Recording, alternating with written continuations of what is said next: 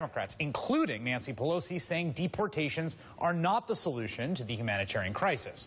Maryland Governor Democrat Martin O'Malley came out strongly against expedited deportations last week. Think about the sort of country we want to leave to our children.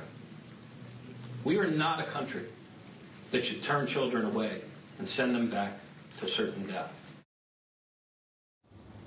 Congressman Luis Gutierrez has spoken out forcefully about the need to guarantee those children due process. They get their day in court, as the law mandates.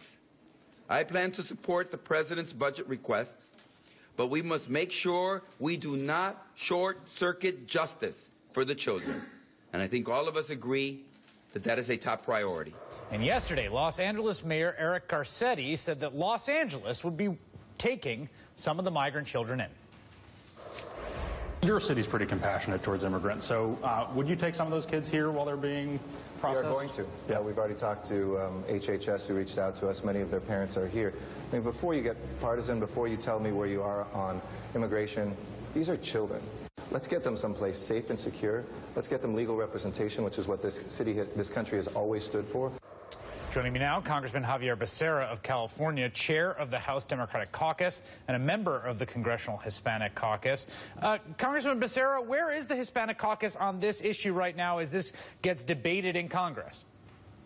Chris, I think the Hispanic Caucus members are pretty solidly behind the effort to make sure that we deal with the humanitarian crisis, but not by stripping protections and due process rights from children. How we treat children will speak volumes of who we are as a country. That you seem to have an uphill battle, though, ahead of you. It seems that both the White House, the White House on one side, Cuellar and Cornyn, which is the bipartisan bill that's been introduced, and the kind of far-right flank of this discussion, which is the ISA Hunter bill that's been introduced, all of them are in agreement the 2008 law needs to be revised. All of them are seeking faster deportation. Are they all wrong?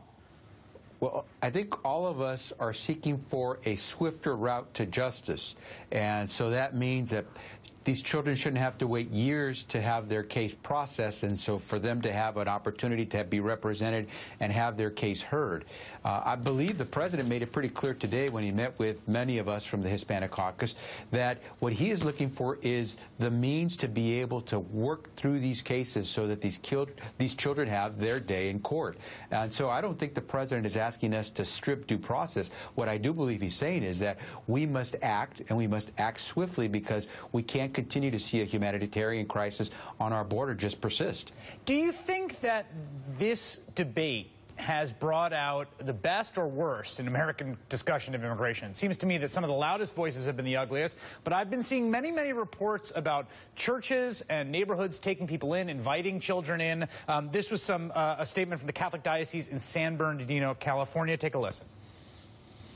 As a church, we also want to let them know that there are people here in the United States who love and support them, that are praying with them and for them, and that maybe that can give them some of that spiritual food for the next leg of their journey. How do you think our reaction as a country has been when faced with these tens of thousands of unaccompanied children? I think the answer is all of the above, a little bit of good, a little bit of bad, but I think for the most part, recognize that when you're talking about children, it's different. These are innocents. They're people who are not yet at the point of being able to make judgment calls. How they're able to travel these distances and still be alive is amazing to many of us. But what we do recognize is that, but for the grace of God goes my child. And so I think most Americans are very good about saying, let's be fair, but let's also respect the fact that we're a sovereign nation and we have to know how to treat those who are trying to come into this country.